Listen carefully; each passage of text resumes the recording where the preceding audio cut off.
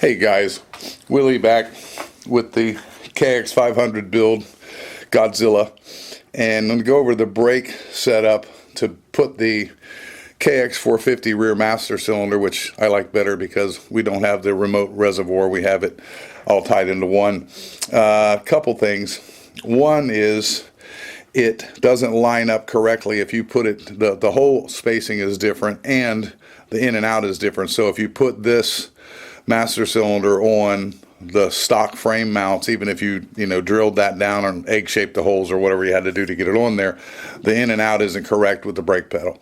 So cut the flange off that we had on there initially, made another flange, welded it on here inside, and then used some 4mm spacers on the inside to push it in to get it lined up perfectly. This clevis lined up perfectly with the pedal. A couple things we did with the pedal too. Got a bolt here, a flanged bolt from Racetech to take up the difference between the length of the shaft and where this is. What I did was I spaced out this with a spacer that I got from McMaster-Carr. I didn't like the factory setup. This is 12mm ID, 16mm OD, and about 4mm flange. I milled down that flange to about 2, and what I did was heated this up, put that in the freezer, pressed it in the other side, and it works really good. And it's an oil light bushing, which will hold up much better in a dry application like that. So let me pop that off of there real quick and get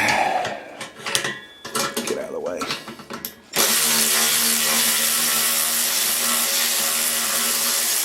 Pull this pedal off, and there's the bolt I ordered from. It's actually some kind of stock bolt that fits something that Racetech sells, but it worked perfect for this application.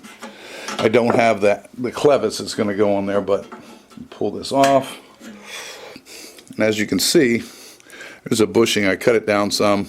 That bushing pushes right in there, and it fits very good on this. And this shaft is obviously worn, and I didn't want to go through the trouble of making a new one and cutting it off and putting that, so I just made this bushing. Well, as you can see, the bushing is a little short to get all the way in there, so this makes up the difference when that goes in there.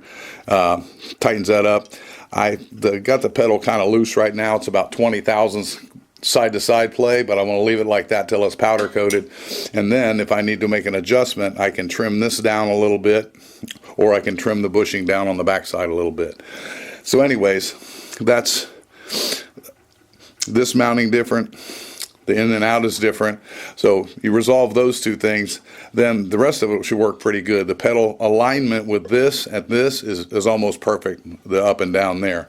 So anyways, I'm going to pick up the camera so you can see the spacers.